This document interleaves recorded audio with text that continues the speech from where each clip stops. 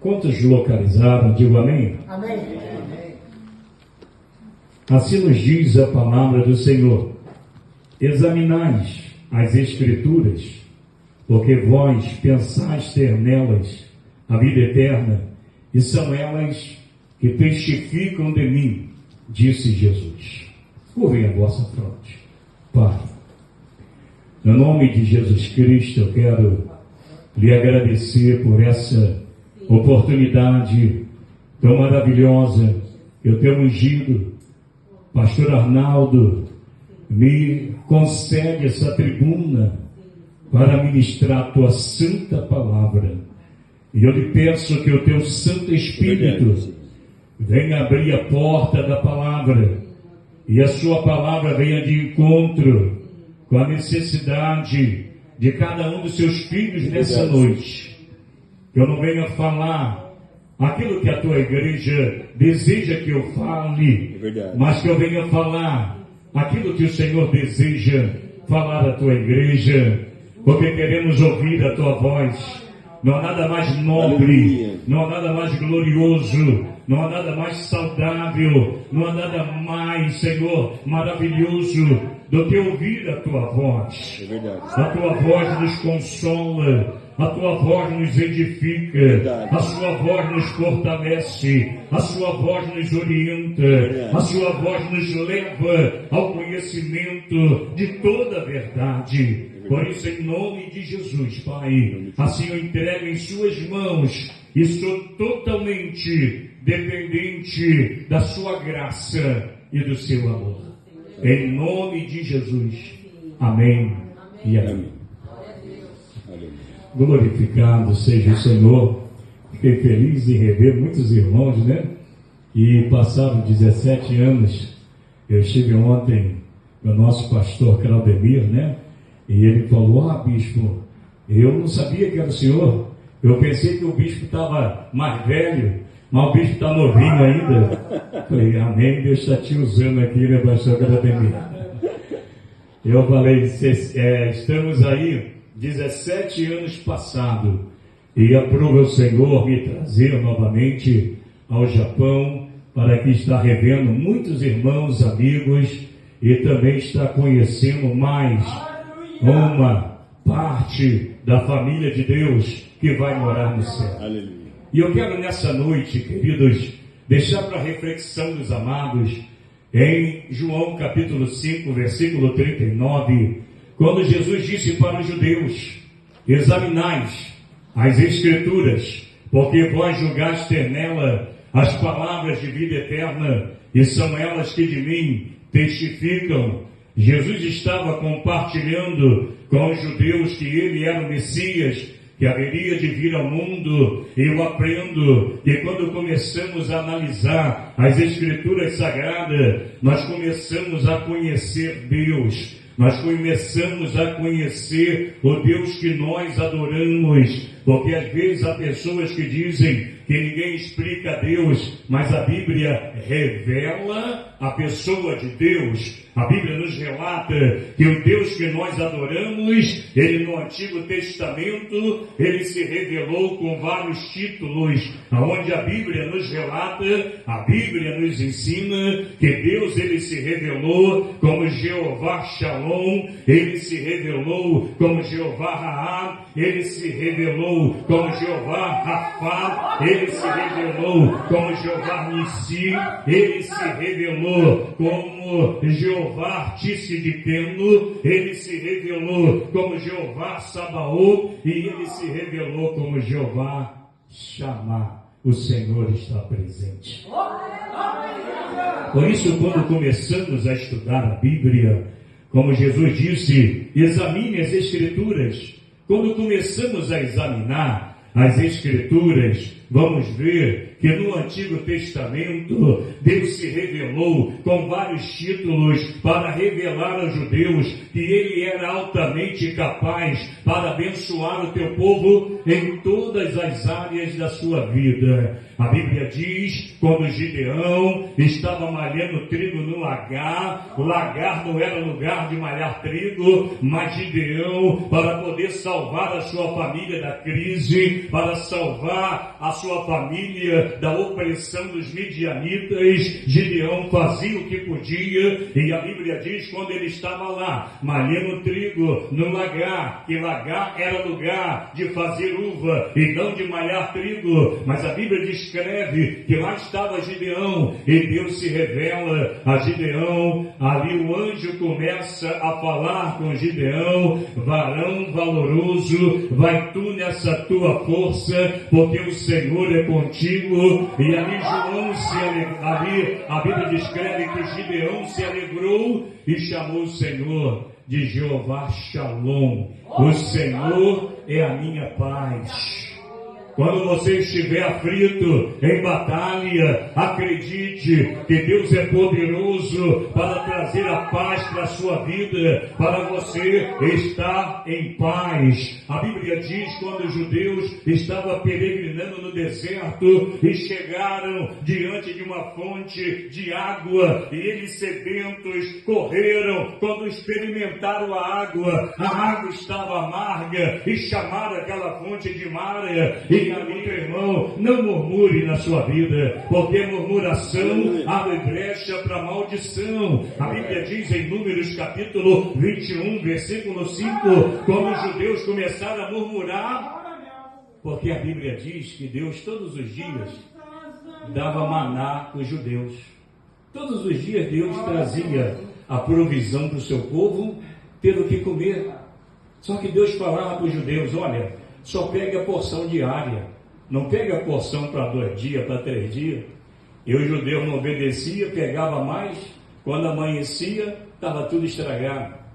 Porque no deserto, Deus queria que o seu povo aprendesse a confiar nele, porque a confiança no Senhor nos leva à vitória.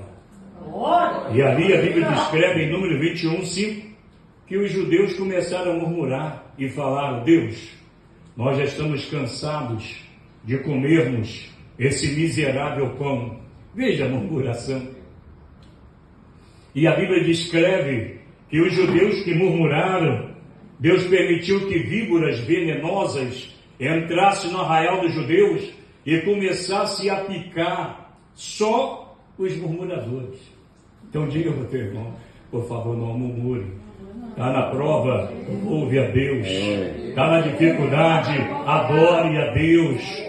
Não deixe a murmuração tomar conta dos seus lábios, porque você murmurou, abriu brecha para a maldição. E Deus não quer que a maldição venha sobre mim, sobre você. Ele quer que nós venhamos ser abençoados. Então a Bíblia descreve, quando os judeus chegaram diante das fontes de Mara, começaram a questionar, e ali Moisés foi lá orar e falou: Deus, olha a situação. E Deus disse: Moisés, pegue o lenho de uma árvore e jogue na fonte, que a fonte deixará de ser amarga e passará a ser doce. E ali Moisés obedeceu, e as águas ficaram adoçadas, e os judeus continuaram caminhando, e ali Deus se revelou para os judeus: eu sou o Senhor que vos sara, eu sou o Jeová Rafá, o Deus que sara as suas dificuldades.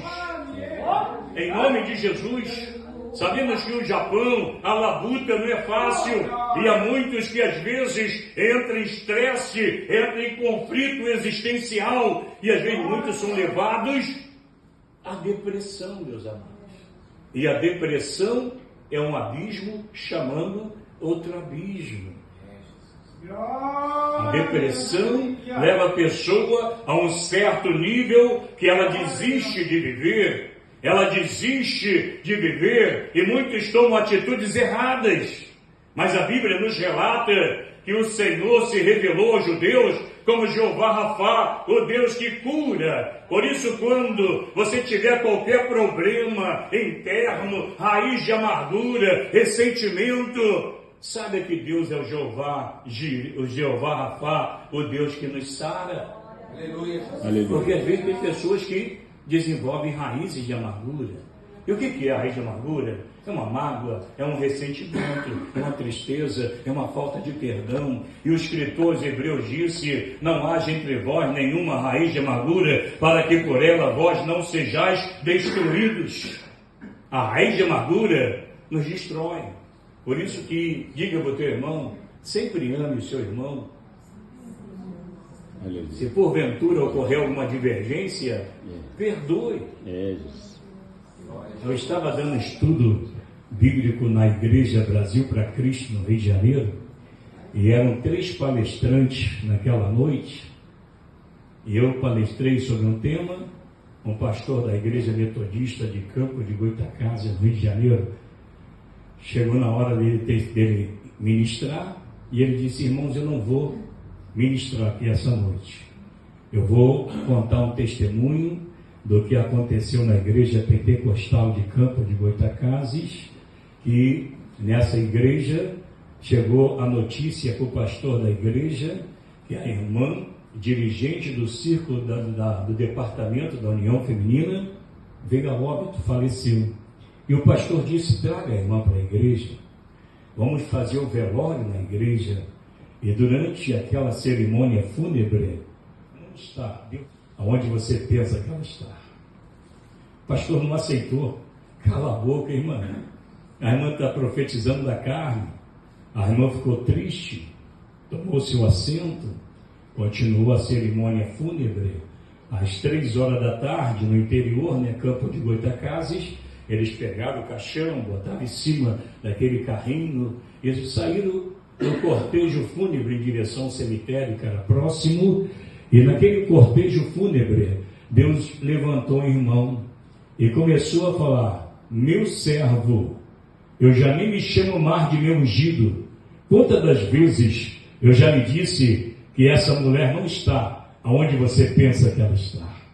O pastor temeu e disse: vamos enterrar logo essa irmã.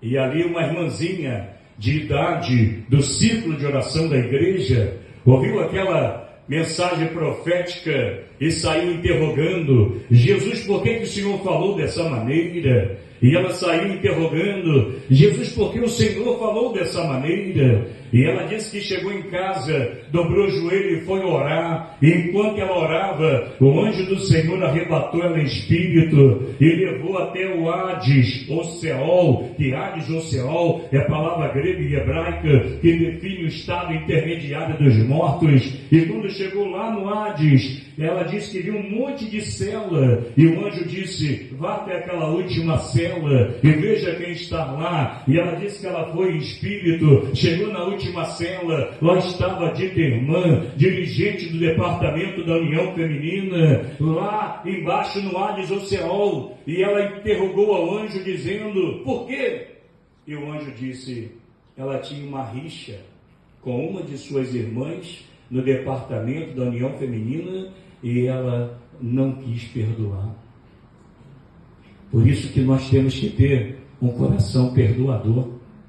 Há pessoas que não perdoam, desenvolvem uma raiz de amargura, aí não perdoa. E o escritor aos Hebreus disse que a raiz de amargura nos destrói, porque ele disse: não haja entre vós nenhuma raiz de amargura, para que vós não sejais destruídos. Então nós, como cristãos, temos que nos perdoar a cada dia, porque Jesus disse em Mateus capítulo 5 e versículo 11: se vós não perdoardes as dívidas dos vossos devedores, nem tampouco o vosso Pai Celestial perdoará as vossas ofensas. Em Mateus capítulo 24, Jesus disse: se tu for levar a tua oferta até o altar e tiver alguma coisa contra o teu irmão, deixa a tua oferta onde está, volta lá atrás, reconcilia-te com o teu irmão, antes que você seja levado ao juiz, e o juiz te lance na prisão, e lá você fique até pagar o último centavo. Então diga para o teu irmão: meu irmão, vamos nos amar a cada dia uns aos outros. Eu sei que aqui não existe isso, né? Raiz de amargura. Todo mundo são abençoados, né? Então diga para o teu irmão: vamos fazer como o rei Salomão disse em Provérbios: guarda com toda diligência o teu coração, porque é dele que procede as saídas da vida. Então é o nosso coração que nós devemos guardar, porque quando temos um coração perdoador, nós estamos sempre abertos a perdoar 70 vezes 7 por dia, como Jesus disse, 490 vezes por dia, né, meus amados? Aonde a Bíblia nos relata que a palavra perdão, ela vem do grego charizomai, ou vem do grego apiene, que charizomai quer dizer lançar no mar do esquecimento uma dívida, perdoar uma dívida, ou apiene, que significa deixar de lado um problema. Então a Bíblia nos relata que quando nós temos um coração aberto, não deixamos raiz de amargura entrar no nosso coração, Deus vai se revelar a cada dia como Jeová Rafá, vai curar a nossa vida espiritual e nós vamos ficar sarados. E se Jesus vier arrebatar a sua igreja, nós vamos estar preparados para subir, né, pastor Arnaldo? Porque eu tenho ministrado muito sobre escatologia bíblica, que é o assunto dos últimos dias, e Jesus está às portas, meus amados. Aonde eu tenho ministrado, por onde tenho passado, que eu tenho ficado muito preocupado, porque os irmãos já ouviram reportagem que os cientistas estão dizendo em dezembro passado, um grupo de 5 cientistas anunciaram no mundo que daqui 5 ou 6 anos vai haver uma tragédia na Terra e pode vir a extinção da raça humana. Outro grupo de cientistas fizeram o relógio do fim do mundo, onde eles disseram que o ponteiro já está cruzando a meia-noite. Nós estamos vendo aí no mundo uma terceira guerra mundial se apontando: Israel, Rússia, Estados Unidos, China. E a Bíblia descreve, para quem lê Apocalipse capítulo 6, versículo 3, fala que quando abrir o segundo selo vai sair um cavalo vermelho, e esse cavalo vermelho, a Bíblia diz que haverá um homem assentado sobre ele, e a paz será tirada da terra, e os homens não mais se entenderão, e um matará o outro a espada. É o surgimento da terceira guerra mundial. Eu estou preocupado porque estou vendo o Hamas bombardeando os judeus, e a Bíblia diz em Ezequiel 37, e Magog. Gog é a Rússia, Magog é um grupo de nações da Ásia que vai se aliar à Rússia para tentar invadir Israel, e entre esse grupo de nações está a antiga Pérsia, que é o atual Irã, que é o arqui-inimigo dos judeus. Patrocina o Hamas, patrocina o Hezbollah, patrocina os Houthis. E está lá cada dia aumentando o antissemitismo, que o antissemitismo é o ódio aos judeus, irmãos. E para nós analisarmos a Bíblia descreve no livro do profeta Daniel, capítulo 9, e versículo 24, que Daniel recebeu uma revelação de Deus, e Daniel disse que Deus lhe revelou que estava determinada 70 semanas para Deus remover e purificar a nação de Israel. Aleluia! E Daniel disse que essas 70 semanas se dividiria em 3 períodos. O primeiro período, 7 semanas. O segundo período, 62 semanas. O terceiro período, 1 semana. E Daniel, na revelação, no seu livro, capítulo 9, versículo 24, ele diz que o primeiro período seria de 7 semanas, mas não semanas de dias, mas semana de anos. E ali Daniel disse que o primeiro período seria de 7 semanas, que seria da saída do cativeiro babilônico até a reconstrução do templo de Jerusalém. E ali a Bíblia nos relata que seria 7 semanas, e semana de ano. Então 7 vezes 7, 49 anos, que foi a saída dos judeus do cativeiro babilônico até a reconstrução do templo de Jerusalém. Por isso que quando as pessoas falam, é obra de igreja, vai demorar, porque demorou 49 anos, amado. Até que veio o profeta Ageu e começou a advertir os judeus, e os judeus começaram a ficar tristes. Profeta Ageu, nós não vamos conseguir levantar mais um templo como o templo que Salomão levantou. E ali Ageu começou a dizer, não se importem com isso, porque a glória da segunda casa será maior do que a da primeira. E ali eles concluíram e perfez um período de 49 anos. E Daniel disse que o segundo período seria de 62 semanas, que seria da reconstrução do templo de Jerusalém até a crucificação de Cristo lá no Calvário. Então 62 vezes 7, irmãos, bom de matemática, dá conta aí?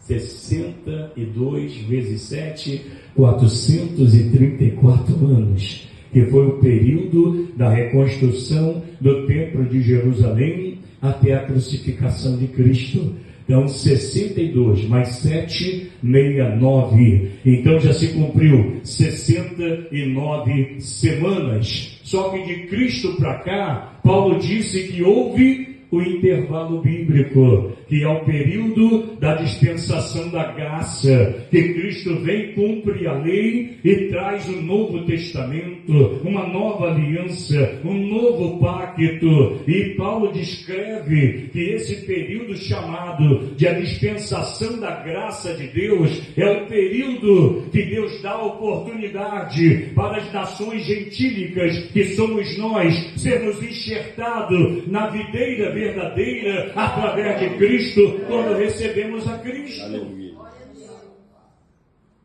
Eu não sei qual escola o pastor Arnaldo é, né? Mas a ordem do fator não altera o produto, tá, pastor Arnaldo? Então, existe hoje a escola pré-tribulacionista, existe hoje a escola midi-tribulacionista e existe hoje a escola pós-tribulacionista. E eu sou favorável à escola pré-tribulacionista, porque a Bíblia descreve que a igreja não pode passar pela grande tribulação. Nós olhamos aí nas redes sociais, né? Tem pastores falando que a igreja vai até a metade, midi-tribulacionista. Tem aí falando que a igreja vai passar por toda a grande tribulação, pós-tribulacionista. Mas não é isso que a Bíblia nos ensina. Daniel, que é chamada de a 70ª semana, para Deus purificar os judeus. Os judeus sofrem até hoje, sabe por quê? Porque eles negaram a Jesus. Então diga para o teu irmão, não negue a Jesus, que eu costumo dizer que quem nega a Jesus é um masoquista, tem prazer no sofrimento, amado. Então diga para o teu irmão, não tenha prazer no sofrimento, adore a Jesus Cristo. Porque até hoje os judeus estão sofrendo, sabe por quê? Jesus disse no Evangelho de Mateus, quando Jesus estava no término do seu ministério, ele entrou em Jerusalém e começou a lamentar sobre Jerusalém, dizendo, Jerusalém, Jerusalém, que mata os profetas e apedreja os que a ti são enviados. Quantas das vezes eu quis ajuntar-vos como a galinha junta os seus pintinhos debaixo das suas asas, e vós não quiseste, mas dias virão sobre vós, em que lhes cercarão com trincheira, e vós lamentareis.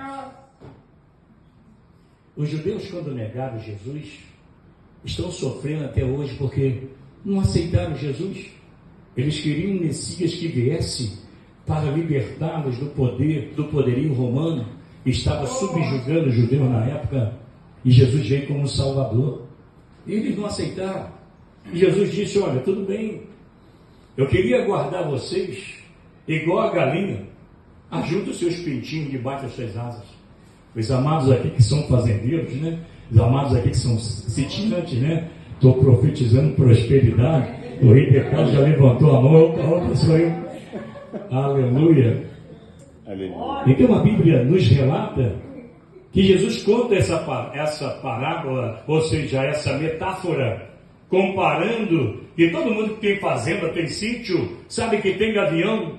E quando o gavião vem sobrevoando, a galinha que tem pintinho presente estende a sua asa, pintinho entra embaixo, o gavião não vê o pintinho, vai embora e o pintinho não é destruído. Jesus disse isso: eu queria proteger vocês, judeus, assim como a galinha protege seus pintinhos, mas vocês não quiseram, vocês me rejeitaram. Em nome de Jesus, se há nessa noite aqui alguém que ainda não entregou o seu coração a Jesus, em nome de Jesus, aceite-o nessa noite. Aleluia. Ele quer te guardar, Ele quer te abençoar, Ele quer te dar a vida eterna, e só Jesus pode nos dar a vida eterna e mais ninguém. Então Jesus disse isso, irmãos. E para quem estuda a Bíblia, sabe que quando chegou o ano 70 depois de Cristo, um general romano chamado Flávio Tito Vespasiano veio com as tropas romanas e cercou Jerusalém por 3 anos e meio. No decorrer desses 3 anos e meio, a comida acabou em Israel. E a Bíblia diz em Lamentações de Jeremias, capítulo 5, versículo 10, que quando acabou a comida em Israel, os soldados judeus começaram a se enfraquecer. E lá em Lamentações diz que as mulheres, quando viam seus filhos morrer, sabe o que elas faziam? Limpava, tirava as vísceras dos filhos mortos, cortava a carne dos seus filhos e dava para os soldados judeus comerem para continuar resistindo àquele cerco imposto por Flávio Tito Vespasiano. Só que Tito viu que não havia mais resistência. Ele invade Jerusalém, e quando ele invadiu Jerusalém, esse relato está na história dos Hebreus, escrito por Flávio Joséfo, um historiador da época de Jesus. E ele disse que esse general romano, Flávio Tito Vespasiano, invadiu Jerusalém e começou a pegar as mulheres grávidas. E as mulheres grávidas, ele mandava abrir a barriga da mulher grávida, pegava o filho no útero da mulher e batia com a cabeça na pedra, e depois mandava pegar gato vivo e botar no útero da mulher e costurava. Por isso que Jesus disse: ai das grávidas naqueles dias. Tito não parou por aí. Tito foi com as suas tropas em direção ao templo de Jerusalém, e os judeus correram para lá, e Tito entra com a sua tropa, massacra os judeus, e diz Joséfo que o sangue dos judeus jorrava pela escadaria do templo. E concordam os estudiosos que nessa hora muitos judeus puderam lembrar quando Pilatos interrogou: a quem vós quereis que eu solteis? A Cristo ou a Barrabás? O povo gritava: Barrabás, Barrabás, Barrabás. E Pilatos lhe interrogava: e quanto a Cristo? O povo gritava: crucificam, crucificam, e que o sangue dele caia sobre nós e sobre nossos filhos. Em nome de Jesus, nunca rejeite Jesus Cristo, porque só Jesus pode nos dar a vida eterna. Não existe outros. Apóstolos, capítulo 4, versículo 12, não há debaixo do céu nenhum outro nome dado entre os homens pelo qual devamos ser salvos, a não ser o nome de Jesus. Tem pessoas hoje que têm procurado, vários caminhos que dizem: todos os caminhos levam o homem a Deus. E essa expressão foi usada pela Helena Petrovna Blavatsky, uma russa casada com um general russo chamado czarista Blavatsky, viajou por todos os países estudando as religiões, e ela disse que viu que cada religião tem algo de bom, e por isso todos os caminhos levam o homem a Deus. E eu divirjo de Helena Petrovna Blavatsky, porque o cristianismo é a única religião que prega a salvação, sabia, amados? Porque o cristianismo é a única religião do mundo que o seu fundador não foi derrotado pela morte. Se os irmãos forem lá no Nepal, na Índia, vão descobrir a história de Siddhartha Gautama. Quem foi Siddhartha Gautama? Recebeu o pseudônimo de Buda. Esse Siddhartha Gautama era um rapaz muito rico.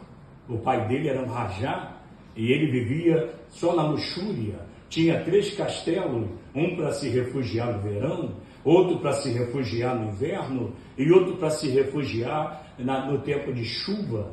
E um dia Siddhartha Gautama, ele se casa, tem filhos, e um dia ele sai daquele convívio de luxúria e vê uma pessoa mendigando, vê uma pessoa paralítica. E Siddhartha Gautama abandona toda a sua luxúria e vai procurar a verdade nos mosteiros. E ele diz que lá ele não achou a verdade, saiu dos mosteiros, começou a caminhar e um dia ele sentou embaixo de uma árvore e diz ele ter a sua primeira iluminação e ali começou a difundir as suas filosofias e passou a ter adeptos e assim colocar o pseudônimo de Buda. E um dia Siddhartha Gautama com fome come um cogumelo, o cogumelo estava estragado e Buda ou Siddhartha Gautama fala: eu morro, mas não achei a verdade. Cremaram o corpo de Siddhartha Gautama, lançaram no Rio Grande, na Índia. Os irmãos veem que o Rio Grande é crematório direto do lado ali, é pessoas sendo cremadas direto, pessoas se jogando no Rio Grande. Os atores de Hollywood anualmente vão para lá se banhar no Rio Grande porque acreditam que vão purificar a alma. Mas o que eu quero dizer, a morte silenciou Siddhartha Gautama. Siddhartha Gautama foi cremado e foi lançado as suas cinzas no Rio Grande. A morte silenciou Siddhartha Gautama. Se nós formos em Meca, capital da Arábia Saudita, vamos encontrar o túmulo de Maomé. E Maomé também foi um homem casado com a mulher Khadija, gerente de uma caravana de camelos, mas era muito religioso. Um dia ele entrou na caverna e saiu da caverna com a frase Alá e Alá, Alá, ou seja, Alá é Deus e Maomé é o seu profeta, e começou o islamismo, ensinando que os homens, seguidores do Islã, que botam bomba no corpo e explodem matando as pessoas, sabe o que ele ensinou? Que esses camaradas que morrem nesses atentados terroristas, quando morre assim, vai direto para o seio de Alá. Não interprete mal. E Maomé ensinou que esses homens passam a ter 70 mulheres virgens para satisfazer os desejos carnais por toda a eternidade. É isso que esses caras malucos, desesperados, botam bomba no corpo para se autodestruir, irmãos. E Maomé ensinou a mentira, porque Jesus disse que quando a pessoa morre, vai ser igual aos anjos. São assexuados. Não tem mais poder de procriação. Uma certa feita, um saduceu chegou para Jesus, tentando pegar Jesus em uma contradição, disse para ele: mestre, entre nós tem uma mulher que casou, marido morreu, não deixou descendência, ela casou com os 7 maridos, com os 7 irmãos dele, e todos morreram, nenhum deixou descendência. No dia da ressurreição, qual desses será o seu marido? E Jesus calmamente disse: errais, por não conhecerdes as Escrituras e o poder de Deus, porque no dia da ressurreição, todos serão igual aos anjos, assexuados, não possuem sexo, e no céu não haverá procriação, né? O Ritter vai se lembrar da Joyce, vai conhecer a Joyce, que nós vamos chegar lá, né, irmã Jana? Vai conhecer, mas não tem nada mais de abraçar, de beijar, nada disso. Vamos ser igual aos anjos, vamos entrar na eternidade. Então, se a Bíblia diz que quem morre não tem mais poder de procriação, foi um engodo, foi um engano que Maomé ensinou para as pessoas, né? E hoje tem pessoas que, desesperadas, entram no chamado jihad e bota a bomba e se autodestrói. Mas o que eu quero dizer, se nós formos até Meca, vamos chegar no túmulo de Maomé e vamos ver escrito: aqui jaz os restos mortais de Maomé, a morte derrotou Maomé. Se nós formos, meus amados irmãos, na França, aonde surgiu Rivail, que recebeu o pseudônimo de Allan Kardec, e fundou o espiritismo da linha branca, porque tem o espiritismo da linha branca e tem o baixo espiritismo. O baixo espiritismo é umbanda, é quimbanda, é magia negra, é candomblé, é macumba. Se fosse coisa boa, não era macumba, era boa cumba, né, meus amados? Isso é baixo espiritismo. E o espiritismo da linha branca é chamado hoje de kardecismo, aonde as pessoas sentam numa mesa e praticam a chamada necromancia, que é a invocação do espírito de mortos, irmãos. E a Bíblia condena essa prática, que a Bíblia diz em Apocalipse 21:8, que ficarão de fora do céu os mentirosos, os idólatras, os viciados, os feiticeiros, os necromantes e todos aqueles que amam e praticam a mentira. Aconteceu algo interessante. Nosso amado irmão Randy Miller conheceu o doutor Aurélio. Tem uma mansão em frente à nossa igreja lá no Rio de Janeiro, nossa sede. E eu estava um sábado à tarde saindo para pregar em Nova Iguaçu. E quando eu saí, ele japonês, doutor Aurélio Kajishima, eu estava saindo da reunião para ir nessa reunião. E ele sempre reservado, né? Odontólogo, doutor, com 64 pós-graduações. Chegou, me cercou e falou: Pastor Gilson, eu nunca tive o prazer de tomar um café com o senhor. O senhor tomaria um café comigo? Eu falei: se você me dá essa honra, com certeza eu vou participar do currículo você, Tomodati Kyodai. E ali, começamos a tomar o café, ele me interrogou: Pastor Gilson, o senhor não acha que a Bíblia é um livro muito antigo, que já está ultrapassado? Falei: não, doutora, a Bíblia é um livro antigo, tudo bem, foi escrito por cerca de 40 escritores, num período de 1600 anos, e a história nos relata que esses 40 escritores, em épocas diferentes, em circunstâncias diferentes, em datas totalmente diferentes, cada um escreveu o seu livro, só que quando juntaram esses 66 livros, viram que de Gênesis a Apocalipse é uma mensagem uniforme. Então foram 40 escritores, mas o autor é um só, que é Deus. Aí eu falei para ele: o senhor vai em Daniel capítulo 12, versículo 4, que lá em Daniel capítulo 12, versículo 4, Daniel escreveu que nos últimos dias a ciência se multiplicaria. O que o senhor está vendo? Os chineses estão falando agora que chegou a era da ciência quântica e o que iria acontecer daqui a 20 anos, agora eles falaram que daqui a 10 anos vai acontecer. O avanço da ciência. Também, se o senhor estudar o livro do Apocalipse, o senhor vai ver que o Apocalipse é um livro antigo, mas, no entanto, ainda revela o futuro. E sabe o que ele disse? Ah, pastor Gilson, você provocou a minha sabedoria. Então, me espera aí. Falei: pronto. Cara, com 62 pós-graduações, vai trazer lá um compêndio científico e vai querer me fazer perguntas difíceis, né? E eu tranquilamente estou aguardando ele. Daqui a pouco ele vem com o livro, me entrega o livro e fala: o que o senhor me diz desse camarada aí? Eu olhei para a capa do livro, comecei a sorrir, né? Falei: é o Chico Xavier, que no Brasil psicografava e desenvolvia E eu falei: meu amado, o Chico Xavier foi uma pessoa boa, que o Espiritismo ensina que a pessoa tem que desenvolver muito karma positivo para poder, na sua próxima reencarnação, reencarnar como uma pessoa rica, como uma pessoa sem doença, como uma pessoa perfeita. Porque se a pessoa desenvolver muitos karma negativos, o que é karma? São práticas ou ações pelo meio do corpo, boas ou ruins. Até o meu irmão, ele é da Marinha do Brasil, e ele é primeiro tenente lá, e ele me disse um dia que ele estava no centro do Rio de Janeiro, saindo do estaleiro naval, onde fica a estrutura da Marinha do Brasil, e ele disse que estava muito triste um dia, Aí saiu e encontrou uma cigana na rua. A cigana incomodou ele, deixa eu ler a sua mão.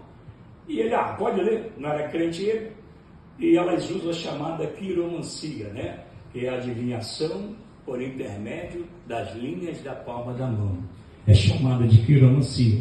E a cigana começou a falar com ele, olha, você há 700 anos atrás era um rei loiro, de olhos azuis, mas você não gostava de negro, você não gostava de preto. Então agora você se reencarnou como preto para você pagar sua língua há 700 anos atrás. Ele disse que ele puxou a mão da mão dela, né? E ali saiu dando gargalhada. E ele me contou, achei interessante, né? Que é isso que o Espiritismo prega, reencarnação. E a Bíblia nos diz, em Hebreus capítulo 9, versículo 27, que está destinado a todos os homens morrerem uma só vez, vindo depois disso o juízo. Então a Bíblia não dá margem para reencarnação. E se reencarnação existisse, Adão é a reencarnação de quem? Se foi o primeiro homem criado. Aleluia! Aí, meus amados, esse doutor, o que o senhor me diz desse homem aí? Eu disse, um homem bom, fez boas ações, só que eu te lamento em lhe dizer, e você está me perguntando com franqueza, o que eu digo sobre ele? Eu falei, ele é um homem bom, mas segundo a Bíblia, ele está no inferno. E ele ali, logo parou, o que o senhor me diz isso? Eu falei, bem, Chico Xavier, ele psicografava, ele sentava numa mesa, debruçava sobre a mesa e ali entrava em contato com o espírito de mortos e escrevia uma carta do que estava morto, o parente que estava em vida. Isso é chamado, à luz da Bíblia Sagrada, de necromancia, que é a invocação de espírito de mortos, porque a Bíblia diz que quando uma pessoa morre, ela não volta mais. Hoje tem pessoas que vê o baqueiro e pensa que é o espírito morto. Não, é demônios que vêm em nome daquele morto para tentar enganar as pessoas e desenvolver a chamada necromancia ou psicografia. E começamos a ministrar para ele, irmãos, naquela noite deu a hora de eu ir pregar, eu fui pregar. Quando chegou no domingo, 8 horas da manhã, meu telefone liga, olha, quem era? O nosso amado Aurélio, pastor, me atende aí, por favor. Eu comecei a discipular a ele começou a ir para o culto, acabava o culto, ia para o gabinete comigo e saía 2, 3 horas da manhã, e para a glória de Deus, ele aceitou a Jesus Cristo.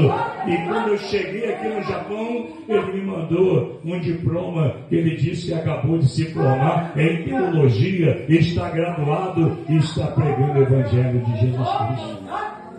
Então, meus amados, Allan Kardec fundou o Espiritismo da linha branca, e segundo a biografia dele, ele se suicidou. E se nós chegarmos na França, vamos encontrar escrito no túmulo dele, aqui jaz os restos mortais de Allan Kardec. A morte derrotou Allan Kardec. Tem muitas pessoas que não acreditam, vai procurar a biografia dele. Ele se suicidou e até hoje está no seu túmulo.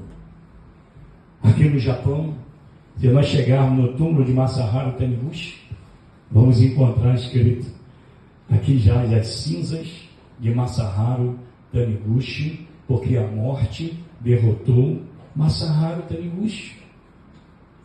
Paulo disse lá em 1 Coríntios capítulo 15, versículo 50 e diante, onde está a morte, a tua vitória? O pecado é o aguilhão da morte. Ou seja, o que nos prende na sepultura, como era antes, é o pecado que está em nós. Porque Davi disse que em pecado me concebeu a minha mãe. Então nós nascemos em pecados. E por isso que nossos familiares às vezes morrem e ficam lá, não sai da morte. Mas a Bíblia descreve que 700 anos antes de Cristo vir à Terra, o profeta Isaías profetizou, lá em Isaías 7, versículo 14, eis que a virgem conceberá e dará à luz um filho, o qual chama-lo Emanuel, que quer dizer Deus conosco. E a Bíblia diz, no Evangelho de Lucas, capítulo 1, que no dia que o sacerdote Zacarias era esposo de Isabel, Isabel era estéril, Isabel não gerava luz a filhos. E ele foi para o templo oferecer incenso ao Senhor. E quando ele chegou no templo e foi acender incenso, de repente o anjo Gabriel veio voando e pousou à direita do altar. Zacarias se assustou e Gabriel falou: não temas, eu sou Gabriel, aquele que assiste diante de Deus. Deus me mandou aqui lhe dizer, Zacarias, que a tua mulher Isabel vai ficar grávida. A mulher estéril, não dava luz a filhos, era uma tristeza que ela tinha na vida dela, mas Zacarias não deixava de adorar. Fala para o teu irmão, seja qual for o problema que você tiver, continue vindo para cá adorar o Senhor, que na hora que você menos esperar, Deus vai te dar uma surpresa, Deus vai te abençoar, Deus vai te dar o que deseja o teu coração. A Bíblia descreve que ali Zacarias não acreditou. Irmão, fala para o teu irmão, não se acostume com o seu problema, né?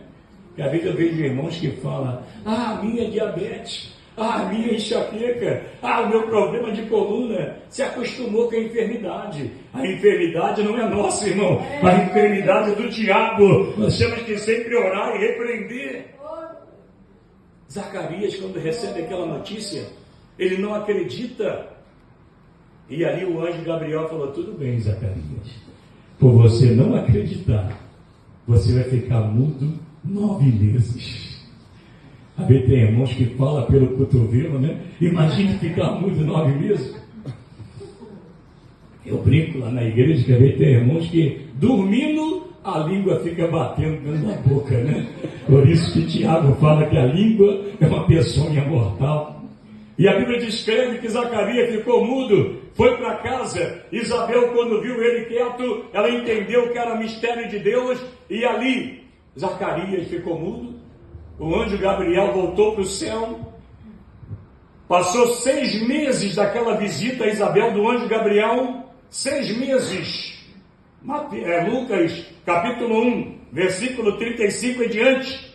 O anjo Gabriel vai lá na casa de Maria e se apresenta a Maria e começa a dizer para Maria, salve agraciada, bendita és dentre todas as mulheres, de ti há de nascer um fruto bendito, o Filho do Altíssimo. E Maria se interroga o anjo Gabriel, como, Senhor?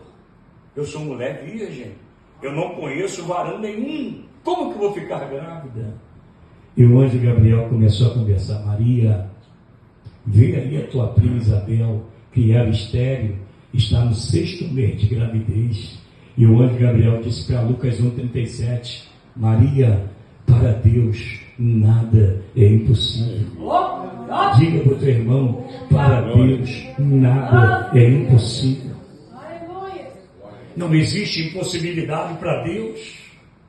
Eu estava, pastor Arnaldo, há uns 6 meses atrás, cheguei com o meu carro numa das congregações no centro de Itaguaí, e quando eu cheguei no meu carro, tranquilo, em frente à congregação, eu vi um traficante sair do beco com uma pistola na mão, mas como no Rio de Janeiro isso não é mais assustador, né? E eu nem me preocupei. E quando, amado, eu encostei meu carro em frente à congregação, saiu 2 milicianos, e no Rio tem isso, né? Saiu 2 milicianos do Lava Jato que estava cobrando propina. Então, quando ele viu o traficante viu eles, irmão, eu no meio, não tinha 15 metros de distância um do outro, começaram a atirar. Tiro começou, pegou no furo, uma pajeira, um jipe pajeiro que eu tenho, pegou no estepe, furou o estepe, pegou no pneu traseiro, furou o estepe. Aí eu comecei, aquele que habita no esconderijo do Altíssimo, a sombra do Onipotente descansará.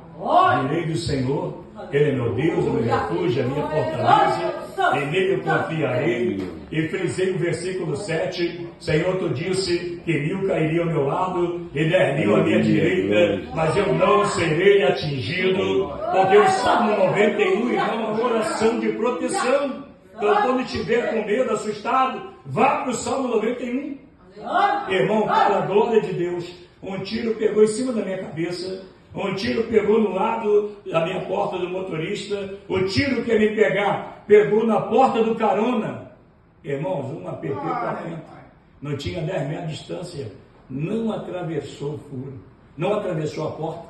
Parou ali. E eu abri a porta do meu carro e saí recitando o Salmo 91. Entrei na igreja. Tinha um pedreiro fazendo um serviço para a gente lá. O pedreiro, quando ouviu o tiro, mergulhou no chão duro, se machucou todo. Eu, calma! E ali começamos a citar o Salmo 91. E o traficante com os milicianos saíram um atirando no outro, mas não me pegou uma bala. Por isso que é importante o cristão orar a oração do Salmo 91. Eu conheci um irmão chamado Agostinho, que numa congregação no interior lá, chamado Rio Preto, deu 9 horas da noite, acabou o culto, e ele botou a Bíblia em cima do coração, né? E foi caminhando, igual o pastor Ronaldo, né? Arnaldo foi caminhando com a Bíblia em cima do peito. E diz ele, irmãos, que quando chegou no certo trecho da estrada, mato de um lado, mato do outro, tinha uma moita de murubu, aqueles capim alto, e ele viu 2 ladrões escondidos ali atrás. E ele falou, Jesus, eu não tenho outro caminho para passar, vou passar aqui. E ele ouviu os ladrões falar, esse nós vamos matar. Ele foi andando, disse que quando chegou em frente à moita de murubu, o ladrão pulou na frente dele, botou o revólver em cima da Bíblia, que estava com a Bíblia em cima do coração, e atirou, pá! O irmão Agostinho balançou para lá, balançou para cá, mas não caiu, né? Ele começou a falar, Jesus me mataram, Jesus.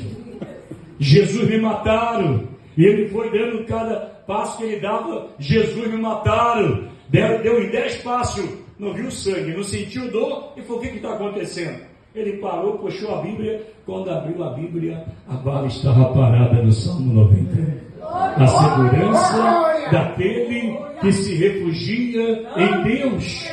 Então ali, meus amados, o Senhor nos guarda. Mas voltando ao nosso raciocínio, Allan Kardec, a morte derrotou Masaharu Taniguchi. Se nós chegarmos no túmulo dele, onde a pedra, né, que está lá em cinza, lá está escrito, aqui jaz em cinza de Masaharu Taniguchi, fundador do Seixo Noé, que fala que o Deus absoluto que ele ensina, chamado Amená Kanushkin, fala que foi uma manifestação de Cristo na Judéia, de Orfeu e o Zoroastro na Grécia e na Pérsia.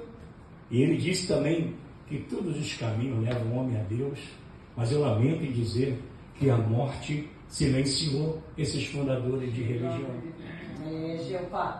Agora, se os amados pegarem um avião, pegarem um voo aqui em Narita, né, ou em Nagoya, se tiver para Israel, nós vamos chegar em Jerusalém, vamos encontrar o túmulo de Cristo, mas quando chegamos diante do túmulo, tem uma placa escrita, ele não está mais aqui, porque ele ressuscitou. A morte não conseguiu segurar Jesus. Pastor Arnaldo, me dá um sinal aí, a hora que eu não sei hora, né? E às vezes a gente vai pregando, eu não quero que aconteça nada de ruim com os irmãos aqui, né? Porque tem irmãos que dormem na hora do culto, pode ter problema, né? A Bíblia diz em Atos dos Apóstolos, capítulo 20, versículo 8, que Eutico, um jovem, estava assistindo a reunião, caiu do 3º andar, morreu, e Paulo teve que ir lá orar para ressuscitar Eutico. Então não dá trabalho para o pastor Arnaldo aqui não, por favor, tá, amado? Em nome de Jesus. Não vou ser enfadonho, meus amados. Então a Bíblia nos relata que Jesus Cristo ressuscitou ao 3º dia. Por isso que a Bíblia diz lá em Apocalipse, capítulo 1, versículo 18, que João, o apóstolo João, o apóstolo do amor, ele havia sido queimado, porque por ele pregar o Evangelho, o imperador romano chamado Diocleciano mandou pegar João e exigiu que João se prostrasse e adorasse Diocleciano como Deus, porque os imperadores romanos, eles se julgavam semideuses, e os cristãos falavam que Jesus era o Kyrios no grego, que Kyrios no grego quer dizer Jesus é o Senhor. Então quando o imperador romano ouvia falar que havia outro Senhor além deles, ele já declarava guerra para derrotar aquele João. Se prostra aí e me adora como Deus. E diz a tradição que João falou, não, eu só adoro a Jesus. Jesus é meu Kyrios. Jesus é meu Senhor. E Diocleciano mandou pegar um caldeirão, encher de óleo e ferver, e jogaram João lá dentro do caldeirão de óleo fervente. Mas João não negou a sua fé. Diga para o teu irmão, não negue a sua fé por nada, irmãos. Tem pessoas negando a sua fé por qualquer coisa, né? Por dinheiro, por alguma coisa. Não negue a sua fé. Não negue. E diz a tradição que João saiu daquele caldeirão de óleo fervente e João foi exilado na ilha de Patmos. E a ilha de Patmos é uma ilha que fica a cerca de 120 quilômetros ao noroeste da atual Turquia, até hoje existe. E essa ilha de Patmos tinha uma jazida de mármore que todos presos, ladrões, contraventores, eram enviados por Roma para essa ilha, para eles quebrarem bloco de mármore para fazer aquelas grandes construções da Roma antiga. E lá estava João queimado, lá estava João trabalhando, mas João não negou a sua fé. Apocalipse capítulo 1 nos relata que João, no dia do Senhor, ele estava em espírito. Oh, meus irmãos, o que os irmãos entendem estar em espírito? Pleno domingo, primeiro dia da semana, João estava em espírito. Era sinal que João estava jejuando, né? E aí tem crente que não jejua. Aí, amado, o crente que não jejua, a carne fica forte e vai manifestar os frutos da carne.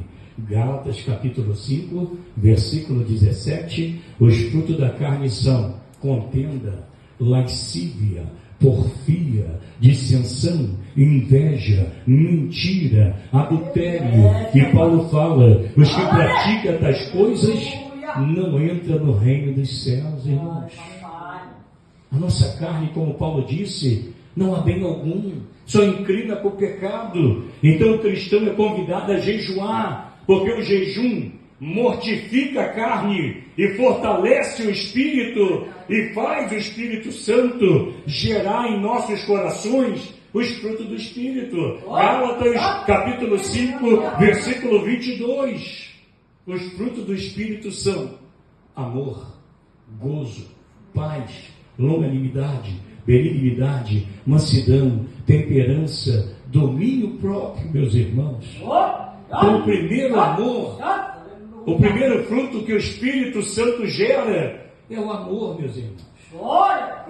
E esse aí não é o amor eros, não é o amor filéu, é o amor ágape, que eros no grego deriva a nossa palavra portuguesa, erotismo, o amor carnal de um homem para com a mulher. Também não é o amor filéu, que o amor filéu é o amor de um pai para com o filho e de um filho para com o pai. É o amor ágape, que vem do grego agapau, que significa o amor transcendental de Cristo. Aleluia.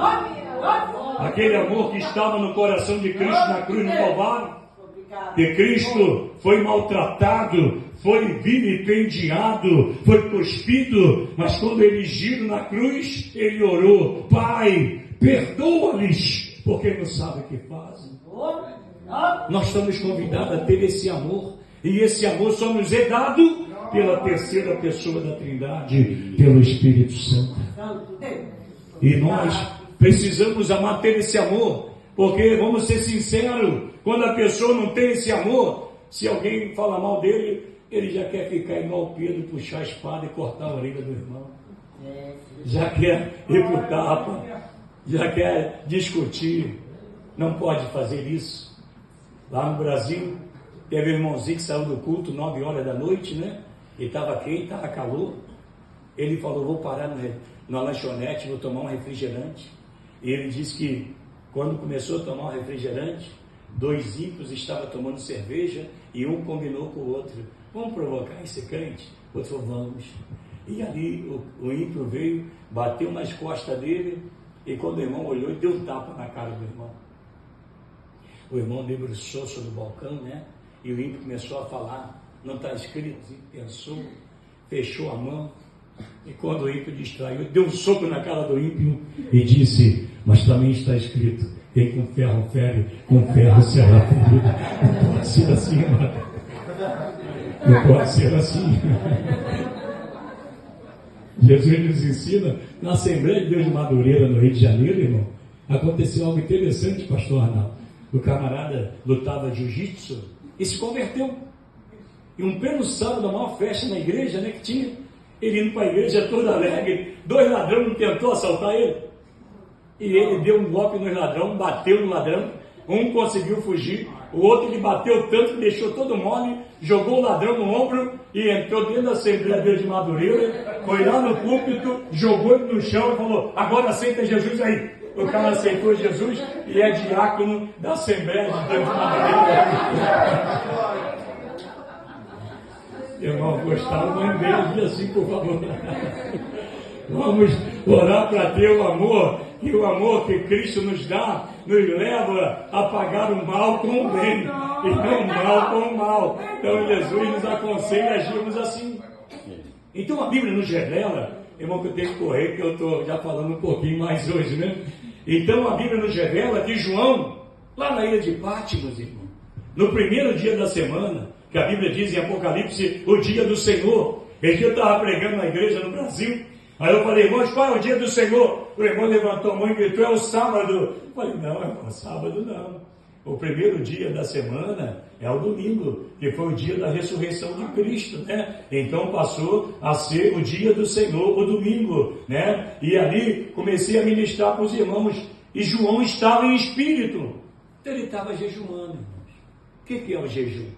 É o cristão ficar por um período sem se alimentar. Porque eu costumo dizer, pastor Arnaldo, que o jejum faz um bem tremendo. Primeiro, mortifica a nossa carne e fortalece o espírito, porque o jejum tem 3 benefícios. Segundo benefício do jejum: se eu jejuar, eu vou emagrecer, e se eu emagrecer, as minhas artérias ficam limpas, triglicerídeo e colesterol vai sair, e eu vou ficar com a saúde bem, né? Terceiro benefício do jejum: se eu estou jejuando, eu não como. Se eu não como, eu não gasto. E se eu não gasto, eu vou ficar canemotsu, eu vou ficar endinheirado. Então o jejum traz um benefício tremendo para a nossa vida cristã, meus amados. Então pare para o teu irmão, vamos jejuar mais. Quem vem para o Japão trabalhar, vem pensando em arrumar um dinheirinho para se equilibrar na vida, amém? Então jejue mais, que Deus vai te usar poderosamente e ainda vai guardar dinheiro, né? Ainda vai guardar um ZM na vida. E a Bíblia descreve que ali João, jejuando, ele de repente, irmãos, começa a ter uma visão. Porque o jejum é bom, que nos torna mais espiritual. O jejum é bom, que nos leva a ter mais contato com o Espírito de Deus, e Deus nos revela. Que Deus pode nos revelar através da palavra, através da profecia, através da revelação e através de sonhos, né? E a Bíblia diz lá em Gênesis 37 que Deus falava com José do Egito através de sonho. Então eu costumo dizer que há 3 tipos de sonho. Primeiro sonho é aquele que a pessoa anda muito durante o dia, escuta muita coisa, fala muito, aí o seu subconsciente acumula o excesso do que ele viu no seu dia a dia. E quando a pessoa dorme, o seu subconsciente solta, libera aquele acúmulo em forma de imagem. Há o segundo tipo de sonho, os irmãos que saem do culto, né? Vai para a Serra Pelada, bate aquele pratão, aí dorme, vai ter pesadelo. E tem o terceiro tipo de sonho, que é a revelação de Deus, irmão. Que é a revelação de Deus. Quer ver, no decorrer da noite, Deus te dá um sonho, e você acorda com aquele sonho na cabeça. Você não esquece aquele sonho. Então é uma revelação de Deus para você. Deus deu para José do Egito, Deus deu para Faraó, Deus deu para Nabucodonosor, falou com eles através de sonho. Então é importante o cristão realmente consagrar, jejuar, porque Deus vai falar contigo. Então João, na ilha de Patmos, ali em espírito, vai ocorrer numa hora inesperada. Por isso que devemos estar vivendo o dia de hoje como se Cristo viesse amanhã. Não podemos ficar na displicência como as 5 virgens insensatas, mas como as 5 virgens sábias, sempre adorando, sempre louvando, que a Bíblia descreve que quando soar a trombeta do arrebatamento, 1 Tessalonicenses, capítulo 4, versículo 15, 16 e 17, diz que o mesmo Senhor descerá dos céus com voz de arcanjo e com trombeta de Deus, e soará a trombeta, e os que morreram em Cristo ressuscitarão primeiro. Depois nós, os que estivermos vivos, seremos transformados em um abrir e fechar de olhos, e seremos levados ao encontro do Senhor, e para sempre estaremos com o Senhor. E Paulo fala em 1 Coríntios 15, versículo 50 e diante, ele fala que quando ocorreu o arrebatamento, essa carne que é perecível vai ser revestida com aquilo que é imperecível. Essa carne que é corruptível vai ser revestida de incorruptibilidade. E essa carne que é mortal vai se revestir de imortalidade, meus irmãos. Glória a Deus. Por isso que Jesus nos ensina e nos dá a vida eterna. Às vezes tem tantas pessoas, né? Como milionários aí, como o Walt Disney, dono da Disney, antes de morrer, 1990 e pouco, ele falou assim: quando eu morrer, me coloque, que tem uma funerária lá no Texas, que a pessoa morre, tem dinheiro, paga $30 mil, e eles botam dentro de um tanque lá de hidrogênio, e a pessoa consegue conservar o corpo de 150 a 200 anos. Então, Walt Disney, antes de morrer, dizia: na virada do ano 2000, a ciência vai estar tão avançada que eu descobri o caminho da imortalidade, e eu vou voltar à vida. Até hoje, lá pobre do Walt Disney, já estamos em 2025, ele continua lá nessa funerária. Essa funerária texana, ela já pegou pessoas lá no Brasil, que tem um advogado lá, que pagou $30 mil, em qualquer parte do planeta. Quando eu morrer, eles vão lá, preparam o corpo e levam para o Texas e deixam lá, aguardando aí a tecnologia, né, avançar e descobrir o caminho da imortalidade. Seria tão simples, né, pastor Arnaldo? É só aceitar Jesus, que Jesus é chamado de livro dos vales no livro de Cantares de Salomão, e a rosa de Saron. Por que rosa de Saron? Porque a rosa de Saron, irmão, é muito encontrada nos campos verdejantes lá na Ásia, que quando havia guerra, passavam por cima da rosa, com carro, soldados pisando em cima, e quanto mais massacrava, amassava a rosa de Saron, mais ela exalava o seu perfume. Jesus é comparado com a rosa de Saron, e quanto mais ele sofreu no Calvário, quanto mais ele sofreu na via dolorosa, o seu perfume nos alcançou há 2000 anos depois, e nós estamos aqui adorando a rosa de Saron. Dá o seu melhor aleluia, dá o seu melhor glórias a Deus, que ele, a nossa rosa de Saron, tem que ser adorado. E ele é chamado de lírio dos vales. Por quê, meus irmãos? Porque o lírio dos vales dá na beira do caminho. Qualquer um tem fácil acesso ao lírio dos vales para pegar o lírio, né? Jesus é chamado como lírio dos vales porque qualquer um tem livre acesso a ele. Aleluia. Paulo disse na carta aos Romanos, capítulo 10, versículo 9: se tu crê no teu coração que Deus ressuscitou a Jesus Cristo dentre os mortos e confessar com a tua boca que Jesus é o Senhor, está salvo, meus amados. É só crer e confessar. É só crer e confessar, estamos salvos. Em Duque de Caxias, no Rio de Janeiro, irmãos, teve um mendigo chamado Jim, que esse mendigo, todo dia, 10 horas da noite, ele saía, ele dormia embaixo de um viaduto, mas ele passava primeiro em frente à igreja evangélica, chegava na porta e gritava: Jesus, Jim está aqui. Toda noite, ele parava na porta da igreja e gritava. E teve um dia, irmãos, que o Jim foi atravessar a rua, um carro lhe atropelou, e ele foi para o CTI. E ele lá no CTI, irmão, depois testemunhou, né, que ele estava em coma no CTI, lá, né, esperando sua hora da morte. Ele testemunhou depois que uma luz muito forte brilhou no CTI. Ele saiu do coma e ele ouviu uma voz falando: Jim, Jesus está aqui. E Jesus curou Jim. Jim foi para a igreja adorar a Deus e começou a falar que Jesus é real, que Jesus é verdadeiro. Então deixa eu concluir. A Bíblia descreve, irmãos, que no arrebatamento nós vamos ter um corpo imortal. A imortalidade vai estar sobre nós.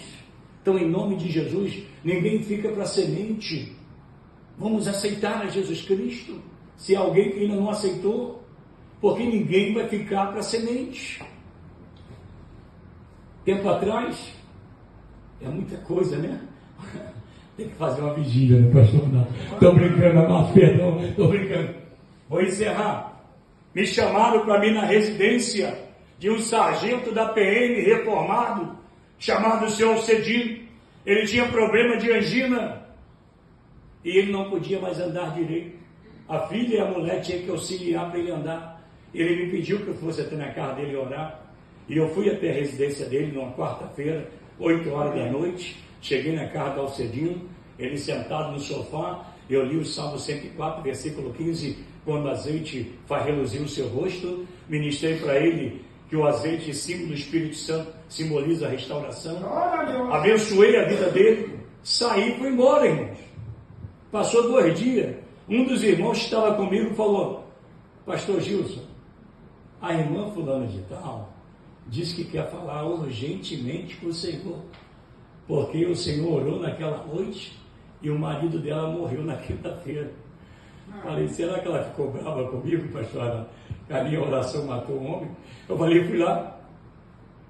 Cheguei lá, a dona começou a falar: irmão Gilson, o falecido pediu encarecidamente que eu não deixasse de lhe relatar o que aconteceu aqui em casa, quando o senhor saiu aqui de casa.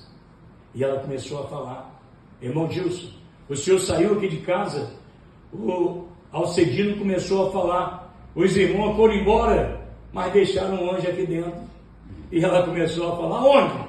Não está vendo esse homem todo de branco aí, não?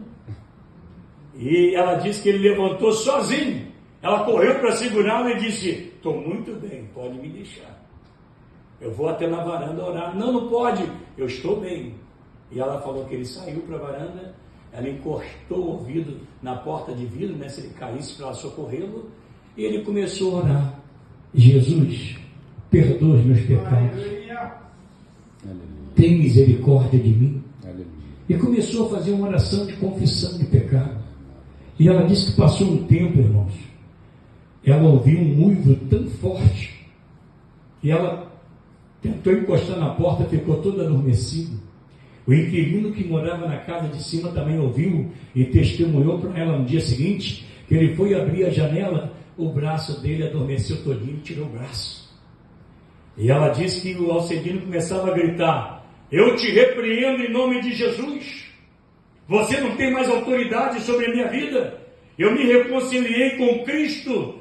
E ela disse que ele foi repreendendo, aquilo acalmou. Quando acalmou, ele falou: Jesus, agora estou pronto, pode me levar. Aleluia. E ele entrou para a sala, começou a falar: amor, Jesus me revelou que ele vai me recolher amanhã às 6 horas, quando a ambulância da PM veio me buscar para fazer exame de rotina no hospital. Jesus disse que vai me recolher. E amor, aquele grito que você ouviu foi um demônio que ia me pegar ontem à noite. Olha só, irmãos, estava previsto morrer no dia anterior, né? Mas ele aceitou a Cristo. O diabo perdeu e Jesus ganhou. E ela começou a testemunhar, irmãos, que ele dormiu aquela noite como nunca antes. Eu até brinquei, né? Ela falou: dormi igual um anjo. Falei: irmã, não, anjo não dorme. Tem pessoas que falam: dormir igual um anjo, está pecando, que no céu não tem noite, é só aqui na terra. Então o anjo não dorme, irmão. Ah, eu dormi com um passarinho, eu dormi com uma criança, amém? Mas igual o anjo não. E ela disse que quando deu 6 horas da manhã, a ambulância chegou. E a enfermeira veio pegá-lo. E ele falou: enfermeira, aceita Jesus. Só Jesus salva. Ela: calma, só cedinho. E não. Meu Jesus me falou ontem à noite que eu vou entrar na enfermaria e ele vai recolher o meu fôlego de vida. Chegou no hospital, veio um médico atendê-lo. Ele falou: doutor, aceita Jesus. Só Jesus salva. E ali o doutor: calma. Ele: não, doutor, o Jesus a quem eu sirvo me disse que eu vou entrar na enfermaria e ele vai recolher meu fôlego de vida. E não deu outra coisa. O irmão entrou e morreu, e Deus recolheu ele para os anais da eternidade, irmão. Então ninguém fica para semente. Ninguém fica para semente. Curvem a vossa cabeça com autorização do pastor Arnaldo. Faça uma reflexão. Só Jesus pode nos levar para o céu. Não deixe o mundo te iludir com os prazeres transitórios da vida. Que esse mundo é a porta espaçosa e larga que conduz à perdição. Mas Jesus é a porta estreita que nos leva para o céu. Então oremos ao Senhor. Pai, em nome de Jesus Cristo, eu quero nesse momento lhe apresentar a tua igreja, conduzida e pastoreada pelo teu ungido pastor Arnaldo. Eu lhe peço em nome de Jesus que o teu Espírito Santo fale melhor ao coração de cada um dos seus filhos nesse momento. É verdade. E leve os seus filhos a aumentar a adoração ao Senhor, a aumentar a gratidão ao Senhor, É verdade. a aumentar a realização da sua obra, Jesus, Pai. porque nós estamos vivendo esses últimos dias, É Pai. verdade, Senhor. Por isso, em nome de Em nome de Jesus, Jesus, Pai. eu quero abençoar a cada vida, Toca, Senhor. a cada vida que entrou por essas portas nessa noite, que eles venham ser o alvo da sua bênção, da sua graça, do seu amor e da sua misericórdia, Pai. Em nome de Jesus, eu abençoo essa igreja. Em nome de Jesus. E aquele que crê, diga amém e dê a melhor salva de palmas para o Senhor. Aleluia. Pastor Arnaldo.